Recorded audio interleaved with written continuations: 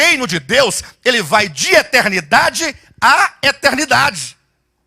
Esse é o reino de Deus. Ou seja, desde do primeiro relacionamento de Deus com as suas criaturas, com o seu poder e o seu domínio e autoridade, ali já é o reino de Deus. O reino dos céus, entretanto, se refere ao reino de Deus desde a encarnação de Jesus Cristo até o final do milênio. Por que desde a encarnação de Jesus Cristo até o final do milênio, o reino de Deus agora é chamado de reino dos céus?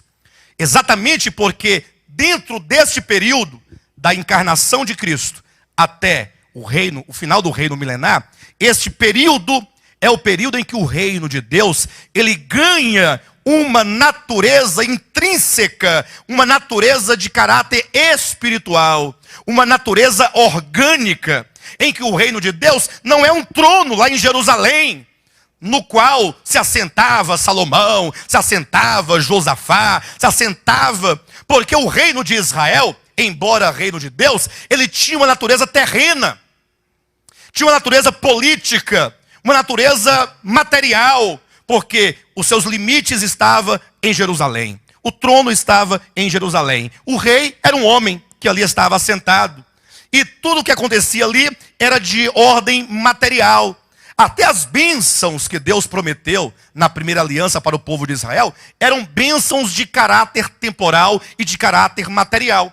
Basta que você leia Deuteronômio capítulo 28 e você verá como que aquele reino de Deus com o povo de Israel antigamente era um reino de características meramente humanas.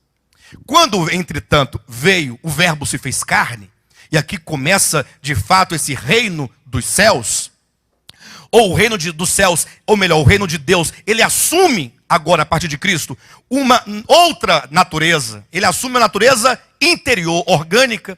Imagine que Deus, o verbo que é Deus, ele se fez o quê? Carne. Então aqui está o reino dos céus. Quando Deus entra dentro do homem, não é uma questão de Deus aparecer para o homem lá no Monte Sinai. Fala, pessoal, eu vou dar essas leis aqui para vocês cumprirem, viu? E se vocês transgredirem, eu vou dar chicotada em todos vocês. Não é isso. Agora, Deus, ele vem habitar o homem. A natureza orgânica desse reino é Deus no espírito humano. Esse é o primeiro mistério revelado nessa primeira parábola, que é a parábola do semeador. O reino é semeado dentro do coração do homem. E aí nós temos que agora abandonar qualquer conceito e qualquer entendimento de um reino meramente litúrgico, meramente ritualístico, meramente exterior, para agora voltarmos para o nosso interior. O Espírito de Deus habita em todo aquele que crê. O inimigo, entretanto, ele vem para confundir, e ele vem para roubar esse entendimento, para que você não viva como templo vivo de Deus, para que você não viva a vida interior com Deus, não tenha uma experiência de vida no seu interior, para que você viva de maneira superficial, viva de maneira exterior, viva de maneira ritualística, preocupado com as coisas exteriores. Aí veio o diabo, semeou o joio no meio do trigo, veio o diabo, transformou a pequena hortaliça numa grande árvore, veio o diabo e colocou o fermento na farinha. São ações do maligno para corromper e para destruir. Por isso que então o Senhor fala da parábola do tesouro escondido e a parábola da pérola, dizendo que muitos, ou que sejam poucos, né, acabarão por encontrar um tesouro escondido. Ora, o tesouro escondido é o reino de Deus, que foi perdido, não do interior dos filhos de Deus, mas foi perdido do entendimento. Então, resgatar esse tesouro, no sentido de você encontrar o tesouro, ou a pérola de grande valor, e então você, entendendo o valor e a preciosidade desse reino de Deus, que está oculto no campo, ou que é uma pérola raríssima de grande valor, porque você compreende no seu coração. Quem obtém a revelação desse reino, o que ele faz? Ele abre mão de tudo para alcançar este reino. Ele vende tudo o que tem para comprar esse reino. Vende tudo o que tem para comprar o campo, que tem o tesouro, ou a pérola. Não está falando do dinheiro físico, material. Não. Está dizendo de quê? Está falando que você agora consegue observar naquele reino que ele é mais precioso do que qualquer outra coisa. Nada existe mais precioso do que o reino de Deus. Nada. Você pode ganhar o mundo inteiro, você pode comprar todos os carros do mundo inteiro, os carros importados, todas as casas, as mansões, você pode ter todo o dinheiro do mundo, mas nada se compara ou equivale ao reino de Deus no interior do homem. Esse reino de Deus, entretanto, atenção, um dia ele vai se manifestar. E foi aqui que nós paramos na semana passada. Ele vai se manifestar. A Bíblia diz que um dado momento escatológico, os filhos de Deus, eles se manifestarão como tais. Esse reino hoje está em nós, ele nos governa, está no nosso espírito. Entretanto, se você chegar para alguém e falar assim, olha, olhe para mim, a pessoa vai olhar para você, e você vai dizer assim, olha, eu sou o reino de Deus, porque o reino de Deus está dentro de mim. A pessoa vai dizer, você está ficando doido? E se você afirmar, está dentro de todo mundo? Não, está dentro somente daqueles que creem no Evangelho. Aí piorou a situação. Vão dizer que você está louco. Porque qual é a diferença entre você e o outro? Qual a diferença entre o Filho de Deus e a criatura de Deus? Porque é dito, ide pregai o Evangelho a toda criatura. Portanto, todos são criaturas. Agora, somente quem crer é que será feito filho de Deus. É esse ser filho de Deus que é o ser constituído reino. Aí alguém vai dizer assim, mas como é que você pode provar isso? Então, humanamente falando, fica um tanto difícil você provar questões espirituais. Entretanto, um dia, esse reino vai se manifestar. Será a manifestação do reino de Deus ao mundo inteiro.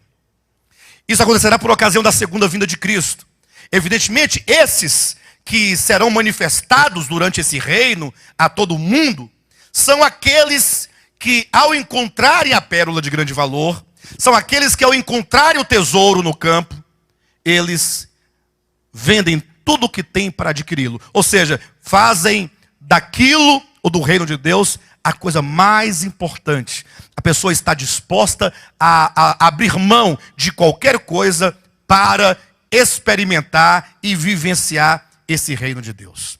Então, quando Cristo voltar, Cristo e o seu povo, redimido, santificado, transformado, conformado, glorificado, salvo plenamente, Cristo e a sua igreja vencedora. Entenda essa palavra, igreja vencedora. A igreja de Cristo ela é muito grande, mas o Apocalipse diz que somente aqueles que vencerem é que receberão da parte de Cristo o compartilhar do seu reino. Somente os que vencerem. Nós lemos em Apocalipse, eu quero ler com os irmãos agora novamente. Apocalipse capítulo 2, abra sua Bíblia e observe o que está escrito, versículo 26 e 27. Diz assim, olha, ao vencedor que guardar até o fim as minhas obras, eu lhe darei autoridade sobre as nações. Então nós temos aqui algumas informações. Então, eu pergunto à igreja, para quem o Senhor dará autoridade sobre as nações? Ao vencedor. Pastor, mas eu penso que todos os crentes são vencedores. Então você tem que ler com mais atenção cada uma dessas cartas aqui do Apocalipse. Carta a Éfeso, carta à igreja em Esmirna, carta à igreja em Pérgamo, carta à igreja em Tiatira, carta à igreja em Sardes, carta à igreja em Filadélfia, carta à igreja em Laodiceia. Ao lermos essas cartas, o que nós vamos observar? Que em cada uma delas, o Senhor se dirige, primeiramente fazendo um elogio àquela igreja. Em segundo lugar, o Senhor demonstra uma fraqueza da igreja, demonstra uma falha da igreja, demonstra algum aspecto da igreja que não está de acordo com o propósito de Deus. É Deus revelando os mistérios. Inclusive a próxima série de 7 será essas 7 cartas. E então, no finalzinho de cada uma das cartas, o próprio Jesus nos convida a uma mudança, ao arrependimento. Então ele diz, olha, aquele que vencer. Ora, vencer o quê? Aquele que vencer esta condição degradada da igreja. Aqueles que reagirem positivamente. Aqueles que estiverem insatisfeitos com a mera aparência do reino. Aqueles que estão insatisfeitos com o joio. Aqueles que estão insatisfeitos com a grande árvore. Aqueles que estão insatisfeitos com o fermento. E deles então abre mão, rompe com o cristianismo caído. Para então viver uma experiência real de reino de Deus. Esse então o vencedor. E somente o vencedor é que então receberá da parte de Cristo autoridade sobre as nações, com a vinda de Cristo. Portanto, Cristo e os cristãos vencedores irão reinar por 1000 anos sobre nações.